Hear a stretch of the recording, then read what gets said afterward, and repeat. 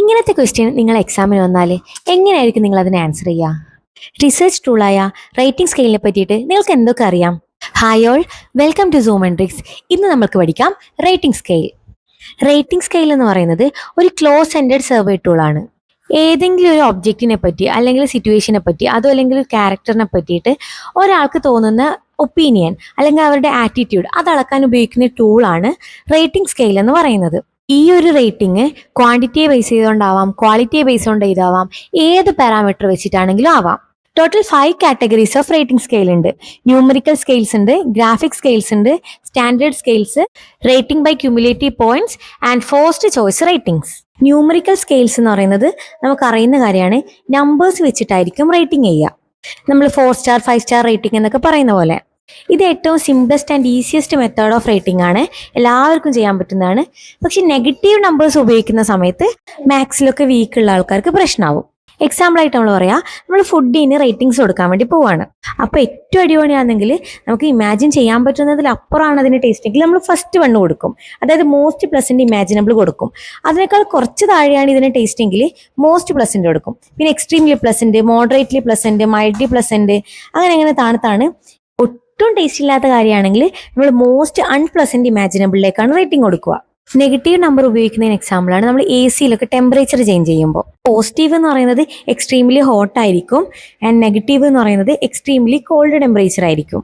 0 എന്ന് പറയുന്നത് വാട്ടറിന്റെ ഫ്രീസിങ് പോയിന്റും. അപ്പോൾ ഇതാണ് നെഗറ്റീവ് നമ്പേഴ്സിനെ കൊണ്ടുള്ള ന്യൂമറിക്കൽ സ്കെയിൽ എന്ന് പറയുന്നത്. അടുത്തത് ഗ്രാഫിക് സ്കെയിലാണ്. ഏറ്റവും കൂടുതലായിട്ട് ഉപയോഗിക്കുന്ന ഈസി ആയിട്ടുള്ള ഒരു മെത്തേഡാണ് ഗ്രാഫിക് സ്കെയിൽ എന്ന് പറയുന്നത്.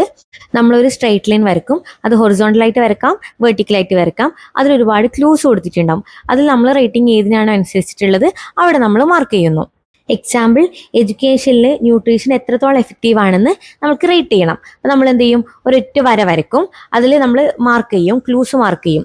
Very effective, slightly effective, averages, അങ്ങനെ നമ്മൾ മാർക്ക് ചെയ്തിട്ട് അതിൽ നമ്മുടെ റേറ്റിംഗ് ഏതാണോ അത് നമ്മൾ കൊടുക്കും. വളരെ ഈസി ആയിട്ടുള്ള ഒരു മെത്തേഡാണിത്. പക്ഷെ ചില കേസസിൽ ലൈക്ക് ലോങ് ആൻസർ ടെസ്റ്റിൽ, ഡീറ്റെയിൽഡ് ചെക്ക് ലിസ്റ്റിൽ, ഇതിലൊക്കെ ഈ ഒരു സ്കെയില് കുറച്ച് ടൈം കൺസ്യൂമിംഗ് ആണ്. അടുത്തത് സ്റ്റാൻഡേർഡ് സ്കെയിൽസ് ആണ്. ഇതിൽ ഓൾറെഡി നമ്മളൊരു സ്റ്റാൻഡേർഡ് സെറ്റ് ചെയ്തിട്ടുണ്ടാവും. അതിനനുസരിച്ചിട്ട് കമ്പയർ ചെയ്തിട്ടാണ് നമ്മൾ ജഡ്ജ് ചെയ്യുന്നത്. ഫോർ എക്സാമ്പിൾ, ഹാൻഡ് റൈറ്റിങ്ങിന്റെ ക്വാളിറ്റി ചെക്ക് ചെയ്യണം. ആ സമയത്ത് നമ്മൾ ഓൾറെഡി ഒരു സ്റ്റാൻഡേർഡ് ഹാൻഡ് റൈറ്റിംഗ് അവിടെ സെറ്റ് ചെയ്തിട്ടുണ്ടാവും. ലൈൻ സ്പേസിങ്ങും ലെറ്റർ സ്പേസിങ്ങും ഇതൊക്കെ സെറ്റ് ചെയ്തിട്ടുള്ള ഒരു സ്റ്റാൻഡേർഡ് ഉണ്ടാവും. പുതിയൊരു ഹാൻഡ് റൈറ്റിങ്ങിനെ ഇതിനോട് കമ്പയർ ചെയ്തിട്ടാണ് നമ്മൾ റേറ്റ് ചെയ്യുക. ഇതാണ് സ്റ്റാൻഡേർഡ് സ്കെയിൽസ് എന്ന് പറയുന്നത്. ഓൾറെഡി സെറ്റ് ചെയ്തൊരു സ്റ്റാൻഡേർഡുമായിട്ടായിരിക്കും കമ്പയർ ചെയ്യുക. അടുത്തത് റേറ്റിംഗ് ബൈ ക്യുമുലേറ്റീവ് പോയിന്റ്സ്. ഇതൊരു സിംഗിൾ റേറ്റിംഗ് അല്ല, ഒരുപാട് റേറ്റിംഗ്സിന്റെ സമ്മാണ്. ഇതിന് എക്സാമ്പിൾ ആണ് ചെക്ക് ലിസ്റ്റ് മെത്തേഡും ഗസ് ഹൂ ടെക്നിക്കും. ചെക്ക് ലിസ്റ്റ് മെത്തേഡ് എന്ന് പറയുമ്പം നമുക്ക് പോസിറ്റീവ് ആയിട്ടുള്ള ഒരു കാര്യമാണ് കാണിക്കുന്നെങ്കിൽ നമ്മൾ +1 എന്നുള്ള സ്കോർ കൊടുക്കും. ഈ നെഗറ്റീവ് ആയിട്ടാണ് കാണിക്കുന്നുണ്ടെങ്കിൽ നമ്മൾ -1 എന്ന് കൊടുക്കും. അങ്ങനെ ഒരുപാട് ആൾക്കാർ +1ഉം -1ഉം കൊടുത്തതിന് ശേഷം ടോട്ടൽ ഈ പോയിന്റ്സ് ഒക്കെ ആഡ് ചെയ്യും. എന്നിട്ട് കിട്ടുന്ന സം ഉണ്ടാവുമല്ലോ, അതാണ് ആ ഒരാളുടെ ക്യുമുലേറ്റീവ് പോയിന്റ് എന്ന് പറയുന്നത്. ഗസ് ഹൂ മെത്തേഡും സെയിം തന്നെയാണ്. നമ്മളൊരു ക്യാരക്ടർ പറയും, അത് ആർക്കാണോ സ്യൂട്ട് ആവുന്നത് അവർക്കൊരു മാർക്ക് കൊടുക്കും. അങ്ങനെ എല്ലാവരും കൂടി ആർക്കാണോ ഇന്ന് ക്യാരക്ടർ സ്യൂട്ട് ആവുന്നത് അങ്ങനെ മാർക്ക് ചെയ്യും. അങ്ങനെ അവരുടെ ടോട്ടൽ സ്കോർ എന്ന് പറയുന്നത് ഈ മൊത്തത്തിലുള്ള പോയിന്റിന്റെ സം ടോട്ടൽ ആയിരിക്കും. അപ്പോൾ ഒറ്റ റേറ്റിംഗ് അല്ലാതെ എല്ലാവരുടെയും റേറ്റിംഗ് ഒരുമിച്ച് കൂട്ടിയിട്ട് അതിന്റെ ടോട്ടൽ പറയുന്നതിനാണ് നമ്മൾ ക്യുമുലേറ്റീവ് പോയിന്റ് എന്ന് പറയുന്നത്. അടുത്തത് ഫോഴ്സ്ഡ് ചോയ്സ് റേറ്റിംഗ്സ് ആണ്. ഇതിൽ ഒരാളുടെ ഡിസിഷനെ ഫോഴ്സ് ചെയ്യാണ് ചെയ്യുന്നത്. ഒരാൾക്ക് ഒരു ഓപ്ഷനും പറയാതിരിക്കാനോ അല്ലെങ്കിൽ ന്യൂട്രൽ ആയിട്ടുള്ള ഒരു ഓപ്ഷനോ പറയാൻ പറ്റില്ല. എക്സാമ്പിൾ, നമ്മൾ ചോദിക്കുന്നു ഓൺലൈൻ ക്ലാസ് ഗുഡ് ആണോ എന്ന്. ഇതിന് ഓപ്ഷൻസ് കൊടുക്കുന്നത് യെസ് ഓർ നോ ആയിരിക്കും. അതുകൊണ്ട് ഒരാൾക്ക് ഇൻ ബിറ്റ്വീൻ ആണെങ്കിൽ പോലും യെസ് അല്ലെങ്കിൽ നോ ചൂസ് ചെയ്യേണ്ടി വരും. ഇതാണ് നമ്മൾ ഫോഴ്സ്ഡ് ചോയ്സ് റേറ്റിംഗ് എന്ന് പറയുന്നത്. അപ്പോൾ നമ്മൾ റേറ്റിംഗ് സ്കെയിലിൽ 5 കാറ്റഗറീസ് പറഞ്ഞു. ന്യൂമറിക്കൽ സ്കെയിൽ പറഞ്ഞു, ഗ്രാഫിക് സ്കെയിൽ പറഞ്ഞു, സ്റ്റാൻഡേർഡ് സ്കെയിൽ പറഞ്ഞു, റേറ്റിംഗ് ബൈ ക്യുമുലേറ്റീവ് പോയിന്റ് പറഞ്ഞു, ആൻഡ് ലാസ്റ്റ് ഫോഴ്സ്ഡ് ചോയ്സ് റേറ്റിംഗ്സും പറഞ്ഞു. അടുത്ത് നമുക്ക് റേറ്റിംഗ് സ്കെയിലിലെ യൂസസ് എന്താണെന്ന് നോക്കാം. റേറ്റിംഗിന് കുറച്ച് സമയം മാത്രമേ ആവശ്യമുള്ളൂ. റാങ്കിങ്ങിനെയും കമ്പാരിസണിനെയും വെച്ച് നോക്കുമ്പം ഇത് വളരെ ഈസിയാണ്. ഇത് പിന്നെ ഇൻട്രസ്റ്റിംഗ് ആണ്. ഒരു സമയത്ത് തന്നെ നമുക്ക് ഒരുപാട് കാര്യങ്ങൾ സ്കെയിൽ ചെയ്യാൻ വേണ്ടി പറ്റും. പിന്നെ പ്രത്യേകിച്ച് റേറ്റിംഗ് ചെയ്യാൻ വേണ്ടിയിട്ട് വലിയ ട്രെയിനിങ്ങിൻ്റെ ഒന്നും ആവശ്യമില്ല. എല്ലാവർക്കും ചെയ്യാൻ പറ്റുന്ന അത്ര ഈസിയാണിത്. അത് മാത്രമല്ല ഇതിന് വൈഡ് റേഞ്ച് ഓഫ് ആപ്ലിക്കേഷൻ ആണ്. ട്യൂട്ടർ റേറ്റ് ചെയ്യാൻ, പേഴ്സണാലിറ്റി റേറ്റ് ചെയ്യാൻ, സ്കൂളിനെ റേറ്റ് ചെയ്യാൻ, അങ്ങനെ ഒരുപാട് വൈഡർ ആയിട്ടുള്ള ആപ്ലിക്കേഷന് നമുക്ക് ഈ റേറ്റിംഗ് സ്കെയിൽ ഉപയോഗിക്കാവുന്നതാണ്. അടുത്ത ഇതിന്റെ ലിമിറ്റേഷൻസ് എന്താണെന്ന് നോക്കാം. ഒന്നാമത്തേത് എറർ ഓഫ് ലീനിയൻസി. ലീനിയൻസി എന്ന് വെച്ചിട്ടുണ്ടെങ്കിൽ സാധാരണ കൊടുക്കേണ്ട റേറ്റിംഗ്സിനേക്കാളും ഒന്നില്ലെങ്കിൽ കൂടുതൽ റേറ്റിംഗ് കൊടുക്കുക അല്ലെങ്കിൽ കുറച്ച് റേറ്റിംഗ് കൊടുക്കുക. അങ്ങനെ ലീനിയൻസി എറർ വരാനുള്ള ചാൻസ് ഇതിന്റെ ഒരു ലിമിറ്റേഷൻ ആണ്. അടുത്തത് എഫേർട്ട് ഓഫ് സെൻട്രൽ ടെൻഡൻസി, അതായത് എക്സ്ട്രീംസ് ഒന്നും കൊടുക്കാതെ എല്ലാവർക്കും ഒരു ആവറേജ് റേറ്റിംഗ് കൊടുക്കാനുള്ള ടെൻഡൻസി, അതാണ് സെൻട്രൽ ടെൻഡൻസി എന്ന് പറയുന്നത്. Next hello effect. ഇതിൽ റൈറ്റർക്ക് റേറ്റിംഗ് ചെയ്യേണ്ട ആൾക്കാരെ പറ്റിയിട്ട് ഒരു ഒപ്പീനിയൻ ഉണ്ടാവും. അവരെക്കുറിച്ചുള്ള ആ ഇംപ്രഷന് വേറെ ഏതോ ഒരു കാര്യത്തിനാണ് റേറ്റിംഗ് എന്നാൽ പോലും അതിനെ എഫക്ട് ചെയ്യുന്നുണ്ട്. എക്സാമ്പിൾ പറയുകയാണെങ്കിൽ നമുക്കൊരു ട്യൂട്ടറിനെ ഭയങ്കര ഇഷ്ടപ്പെട്ടു.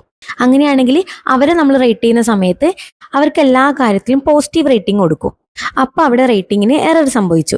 ഇതിന്റെ വലിയൊരു ലിമിറ്റേഷൻ ആണ്. അടുത്തത് ലോജിക്കൽ എറർ ആണ്. ഇതിൽ സിമിലർ ആയിട്ടുള്ള ട്രൈറ്റിന് ഒരേപോലെ റേറ്റിംഗ് കൊടുക്കും. എക്സാമ്പിൾ, ഒരാൾ നല്ല ആക്ടറാണെന്ന് വിചാരിക്കാൻ. അങ്ങനെയാണെങ്കിൽ അവരുടെ എല്ലാ സിനിമകൾക്കും ഒരേപോലെ ഹൈ റേറ്റിംഗ് കൊടുക്കുക. ഇതിൽ നമ്മൾ ലോജിക്കാണ് യൂസ് ചെയ്യുന്നത്. ഒരാൾ നല്ല ആക്ടർ ആണെങ്കിൽ അയാളുടെ സിനിമ എന്തായാലും നല്ലതായിരിക്കും നമ്മൾ ചിന്തിച്ചെടുത്തു. പക്ഷെ എപ്പോഴും അങ്ങനെ ആവണമെന്ന് ഒരു നിർബന്ധവും ഇല്ല. അതുകൊണ്ട് തന്നെ ഇവിടെ എറർ സംഭവിക്കുന്നു. അടുത്തത് കോൺട്രാസ്റ്റ് എറർ ആണ്. ഇതിലൊരാളെ കമ്പയർ ചെയ്തിട്ടാണ് അടുത്ത ആൾക്കാർക്ക് റേറ്റ് ചെയ്യുന്നത്.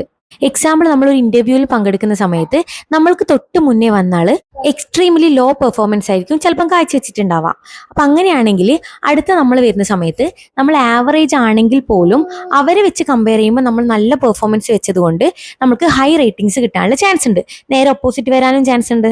അപ്പൊ എങ്ങനെയാണെങ്കിലും ഹൈ റേറ്റിംഗ് ആണെങ്കിലും ലോ റേറ്റിംഗ് ആണെങ്കിലും കമ്പാരിസൺ ചെയ്യുന്നത് വഴി ഒരാളുടെ ആക്ച്വൽ റേറ്റിംഗ് അല്ല അവിടെ എഴുതി വെക്കുന്നത്. അടുത്തത് പ്രോക്സിമിറ്റി എറർ ആണ്. ഇതിൽ പറയുന്നത് അടുത്തടുത്ത് വരുന്ന സിമിലർ ആയിട്ടുള്ള ട്രൈറ്റിന് ഒരേപോലെ തന്നെ റേറ്റിംഗ് കൊടുക്കാനുള്ള ചാൻസ് കൂടുതലാണ്. ഫോർ എക്സാമ്പിൾ, നമ്മളൊരു ആൻസർ ഷീറ്റ് വാല്യൂ ചെയ്യുകയാണെങ്കിൽ ആദ്യത്തെ 5 എണ്ണത്തിനും ഫുൾ മാർക്കാണെന്ന് വിചാരിക്കുക. 5 മാർക്ക് നമ്മൾ കൊടുത്തു എന്ന് വിചാരിക്കുക. അപ്പൊ 6ാമത്തെ ക്വസ്റ്റ്യൻ ആൻസർ ആവറേജ് ആണെങ്കിൽ പോലും നമ്മൾ ഇത്രയും നേരം 5 മാർക്ക് ഇട്ടതുകൊണ്ട് തന്നെ അതിലും 5 ഇടാനുള്ള ചാൻസ് ഭയങ്കര കൂടുതലാണ്. സോ ലിമിറ്റേഷൻ എന്ന് പറയുന്നത് ഒരുപാട് എറർ സംഭവിക്കാം. ലിനിയൻസി എറർ വരാം, സെൻട്രൽ ടെൻഡൻസി എറർ വരാം, ഹാലോ എഫക്റ്റ് വരാം, ലോജിക് എറർ വരാം, കോൺട്രാസ്റ്റ് എറർ വരാം, ആൻഡ് പ്രോക്സിമിറ്റി എററും കൂടെ വരാം.